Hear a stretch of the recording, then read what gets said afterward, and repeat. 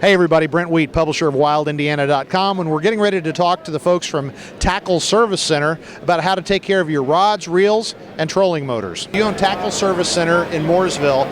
How long have you owned it? Actually, it's a family business, and we've been in business now for 43 years.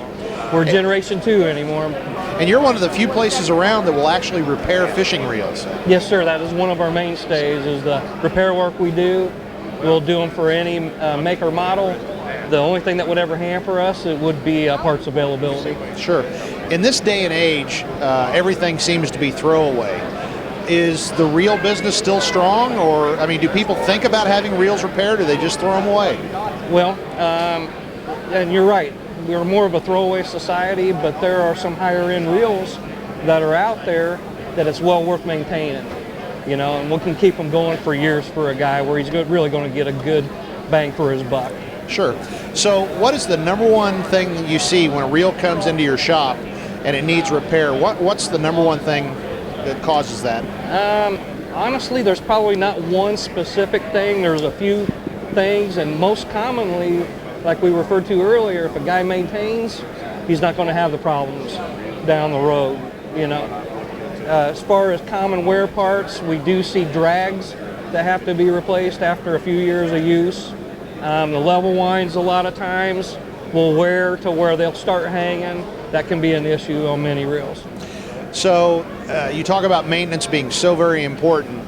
Let's just talk about level winds to start with. So what do we need to do to keep our bait caster running on a regular basis? Yes, as far as an individual, just to keep his reel running and to maintain, very simple as far as the level wind is concerned, which is this front area where the line travels through. You would like to just add a drop of oil on each side. You know, at a minimum of once a year is a big help. And same with the side bearings here. A little bit of oil can just make all the difference in the world. Yeah. What about spinning reels? Spinning reels, honestly, there's not a whole lot that needs to be done maintenance-wise. Externally clean the drags maybe on the spools, but they're pretty much encased and will last for years for a guy. One thing that we see a lot of when guys do bring their bait casters in, or one error we see them make, and most of them do it, is they back their drags so far down that it'll form a memory.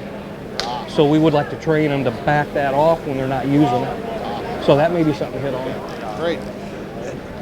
Okay, a problem that I run into a lot, I do a lot of wading. A reel that goes in the drink. What should you do at that point? I mean, should you stop using it? And I've seen everything from you just shake them off and keep going, to you hit them with a can of WD-40, to what's the proper procedure?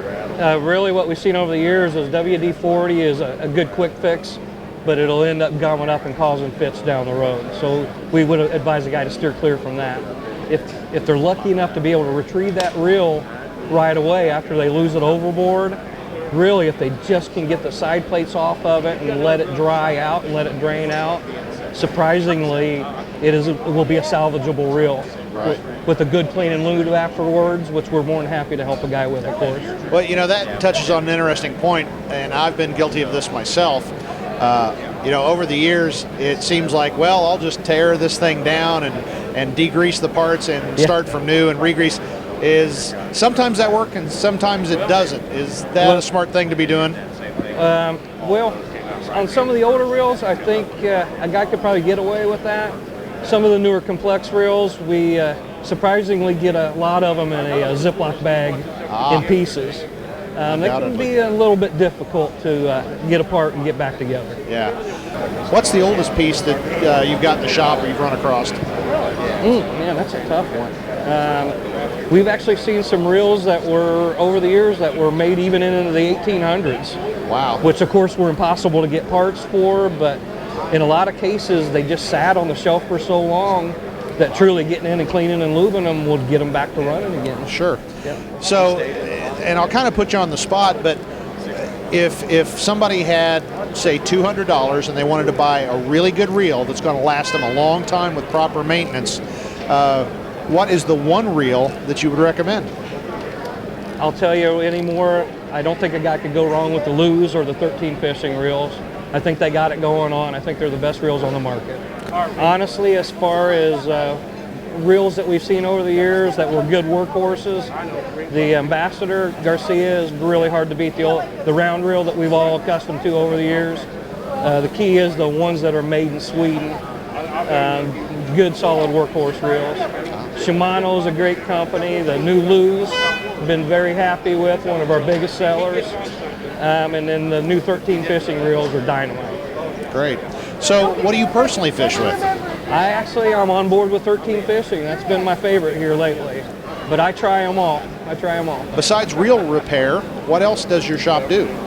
We specialize in repairing rods as well as electric trolling motors. That's something that we've done since the beginning and actually was the start for our shop. So what's the repair procedure for a rod? Because I've broken a lot of them over the years and they end up sitting in the corner. I don't know what I'm going to do with them, but I just hate to throw them out. When we're doing rod repair, most commonly it's replacing a guide on a rod or replacing the tip. That's probably the most common thing that we see over the years. Which tips, are pretty simple. If a guy can repair those himself with the right size tip. Right. So, we talk about reel maintenance, but what should we be doing with our good fishing rods at the end of the day? I know when I go to saltwater, I just hit them with a freshwater hose and then call it a day, and sometimes they last, sometimes they don't. Is there something more we should be doing? Honestly, really the rinse off as far as the saltwater environment is very important. But really, a rod is pretty impervious. The biggest thing is to handle it with care. These newer rods have so much graphite in them that they can be brittle. So you do trolling motor repair. What kills a trolling motor most commonly? Trolling motors are actually pretty hard to kill. And most generally, whether it's intentional or not, but it's abuse type situation. And most generally on a trolling motor, it is cost effective to repair instead of replace. One thing that I've always been curious about, there's certain, let's say, miracle sprays that you can spray online. Yeah. And I know it does work, at least in the short run. I've always wondered about the longevity online, or if it hurts or gums up the reel. Do you have any experience with that? I do. There's a few different brands out on the market, and it is awesome stuff if you keep it on the line itself. You don't want to spray it in other parts of the reel. It works a lot like the WD-40 that we talked about earlier. It'll gum things up and is very hard to clean out. Yeah. So if somebody is going to repair, so if somebody is going to lube their own reel, is there a particular type or brand that you recommend as to only use?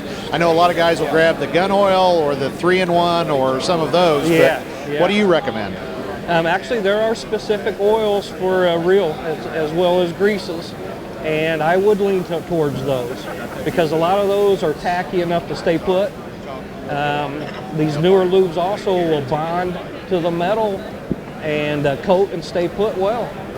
So you've given us a lot of great information about taking care of your trolling motors and your rods and reels. How can folks find you or get a hold of you?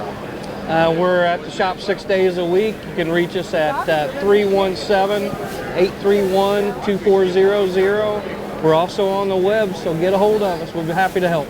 Well, great. Thanks for talking to us. Thank you.